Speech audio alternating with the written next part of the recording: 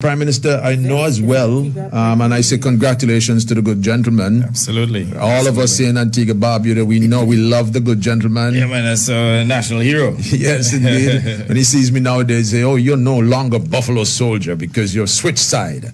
You know, but Prime Minister, quickly. That's what he said? Yeah, and let me ask you this, because I know recently, yeah, he often tells me that, no doubt about it. Let me say this to you, Prime Minister. He also got a CARICOM award recently. Yes. You nominated him, am I correct? Yes. Were you the one who nominated him for this one? What, for what? The $2 parliament. Absolutely. You did? Absolutely. Now, I had a discussion with a couple and a few other people after the news broke about the commemorative $2 bill. And they said to me, you know, Senator, we hear this all the time. I actually had a discussion and I was telling them, I don't think the Prime Minister is the one who nominated Sir Viv for the commemorative $2 note.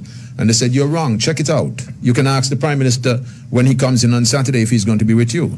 Now, Prime Minister, the persons that I've spoken on 2 occasions, they said to me, how come that Sir Viv never ever came back and said thank you?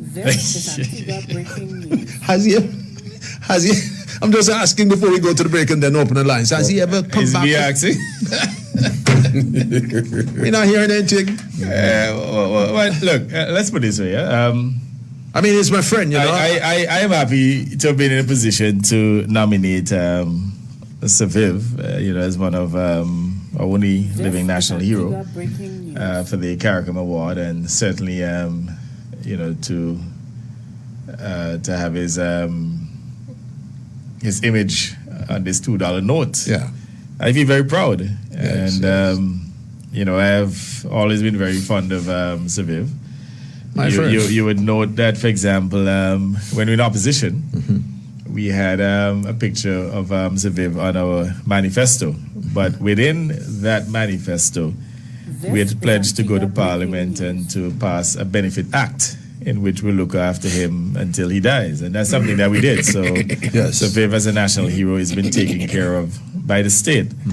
But he made a big fuss about it. I don't know what for, because at the end of the day, you know, it was a public image. And I've said to Sir Viv before, in fact, I'll never be disrespectful to him. You know, people like Sir Viv and, you know, MacLean Emanuel, Sir MacLean Emanuel, you know, Upsty and so on. You know, these are national treasures that we have to continue to respect, no matter the circumstances. But I've said to Sir Viv, look, man, you have to rise above the partisan aspect of the politics. You're a national hero. You're a national hero for Gaston Brown, for all Labour Party supporters, for UPBites. Everybody. And I don't know, for some reason, Sir Viv doesn't seem to be able to rise above that partisan behavior. I don't know why he will be condemning you for supporting the Labour Party. And you're right, you know, he's not very thankful of anything we've done for him. And that's fine. I think it's my obligation as the Prime Minister of the country to look within the population and to see how I can promote you know, Antiguans and Barbudans, deserving Antiguans and Barbudans. I can tell you that for the image on our $2 note, there were many nominations. His nomination, and as you said, he was nominated by me, that succeeded.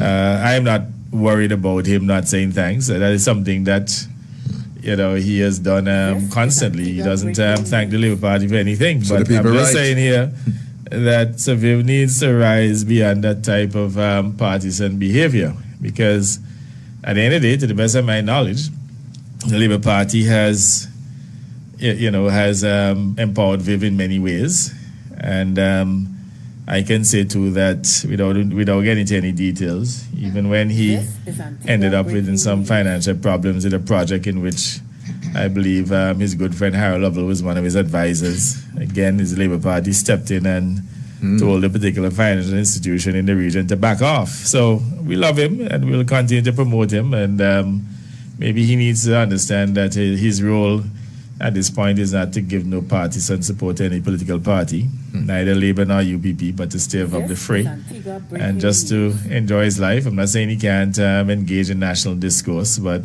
as a national hero and someone who we are extremely proud of. In fact, I continue to post some of his exploits on my Facebook page. I'm just so proud of the type of courage, his resilience. I just think that the gentleman represents the best of Antiguan talent and resilience. Yes. That I don't know there's absolutely any need for him to have any antipathy towards me or anybody in the Labour Party.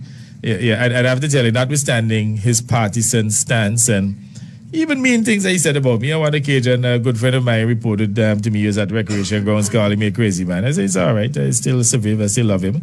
And we all love him. But, he's a national treasure, and I just think he needs to stay above the fray. And be thankful, no matter how...